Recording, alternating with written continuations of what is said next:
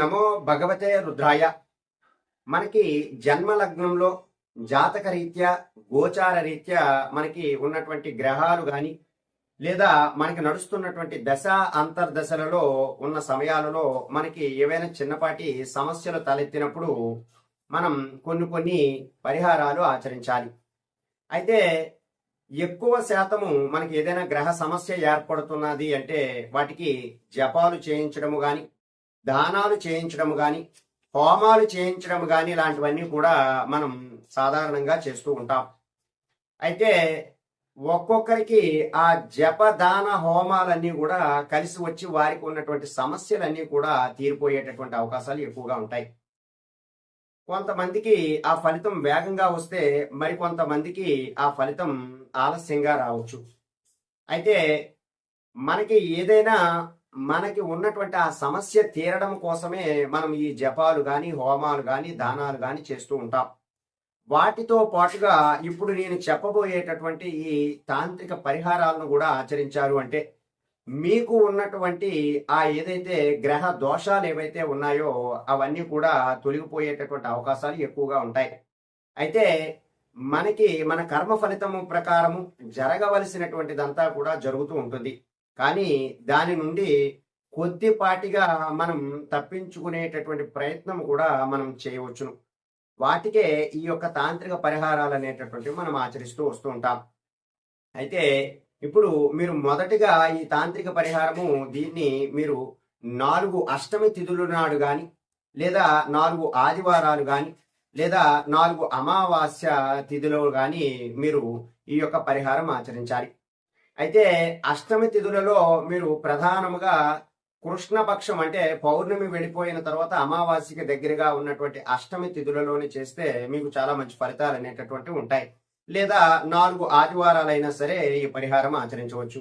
లేదు అంటే 4 అమావాస్యలు, నెలకి మనకు ఒక్కొక్కసారి ఒక అమావాస్య వస్తుంది కదా, ఆ 4 అమావాస్య 4 నెలల్లో 4 అమావాస్య తిథుల్లో కూడా ఈ పరిహారం ఆచరించవచ్చు.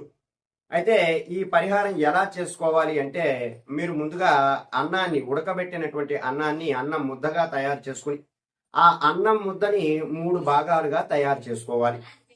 ఎప్పుడైతే ఈ 3 భాగాలుగా తయారు చేసుకున్న తర్వాత మొదటి భాగం అంటే పొడి అన్నం ఏదైతే ఉంటుందో ఆ పొడి అన్నాన్ని మీరు కుక్కలకి తినిపించాలి. అలాగే రెండవ అన్నాన్ని మీరు పెరుగు కలిపినటువంటి రెండవ అన్నం అంతా కూడా తీసుకుని ఆ రెండవ అన్న ఆ భాగం అంతా కూడా మీరు కోతులకు తినిపించాలి.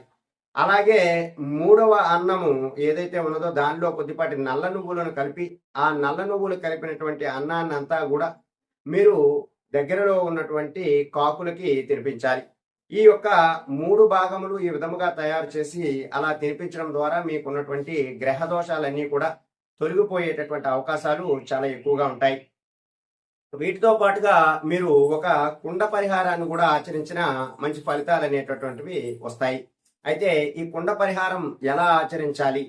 మీరు దగ్గరలో ఉన్నటువంటి నదీ తీర ప్రాంతమునకు వెళ్ళి ఆ నది దగ్గర మీరు ఒక చిన్నపాటి కుండను కూడా తీసుకుని వెళ్ళి ఆ కుండలో ఒక మట్టి ప్రమిదను ఉంచి ఆ మట్టి ప్రమిదలో మీరు నల్ల నువ్వుల నూనెను వేసి చక్కగా దీపాన్ని వెలిగించి ఆ కుండలో ఆ మట్టి ప్రమిదను కూడా పెట్టి ఆ యొక్క పారేటటువంటి ఆ నదీ తీర ప్రాంతంలో విడిచిపెట్టాలి. ఇలా మీరు సుమారుగా ఎన్నిసార్లు చేయాలి అంటే ఎప్పుడు చేసుకోవాలి అనేటటువంటిది అది కూడా చెబుతాను. మీరు ఈ వేసిన ఇదంతా కూడా మీరు ఆ కుండ పరిహారం అంతా కూడా తయారు చేసుకున్న తర్వాత అది విడిచిపెట్టిన తర్వాత మీరు ఆ నదీ తీర ప్రాంతంలోనే అంటే ఆ నదిలోనే ఒక రూపాయి కాయిన్, అలాగే కొద్దిపాటి బెల్లము, అలాగే మీరు వాటిలో కొద్దిపాటి నూకలు, వరి నూకలు ఉంటాయి కదా, వాటిని కూడా వేయాలి. అలా వేసినా కూడా మీకు గ్రహ దోషాలన్నీ కూడా తొలగిపోతూ ఉంటాయి. అయితే ఈ పరిహారం అంతా కూడా మనం ప్రధానముగా గురువారము లేదా శుక్రవారం నాడు, అది కూడా కృష్ణపక్షంలో వచ్చేటటువంటి గురువారము లేదా శుక్రవారం నాడు ఆచరించాలి. అలా మీరు ఒక నిర్దిష్ట సమయం అనుకోవాలి. ఎలా అంటే 7 వారములు కానీ, లేదా 11 వారములు కానీ, లేదా 21 వారం కానీ అని అనుకుని చేసినట్లయితే మీకున్నటువంటి గ్రహ దోషాలన్నీ కూడా తొలగిపోయే అవకాశాలు ఎక్కువగా ఉంటాయి. అయితే ఈ యొక్క పరిహారం మీరు గురువారం ఆచరించినా లేదా శుక్రవారం ఆచరించినా సరే ఆ రోజు ఉపవాసం ఉండటానికి ప్రయత్నం చేయండి.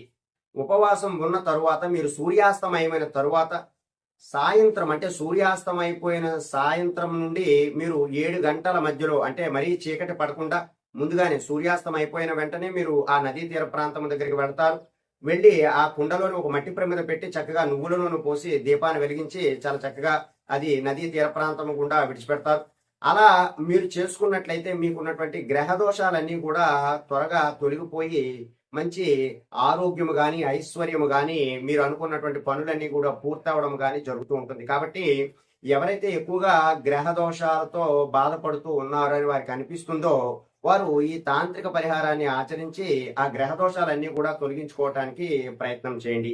ఈ పరిహారాలు ఖచ్చితంగా పనిచేస్తున్నాయి. కాబట్టి మీరు ఈ పరిహారం ఆచరించి మీరు మీకున్నటువంటి ఆ గ్రహ దోషాలన్నీ కూడా తొలగించుకోవటానికి ప్రయత్నం చేయండి. సర్వే జనా సుఖినో భవంతు. శుభం.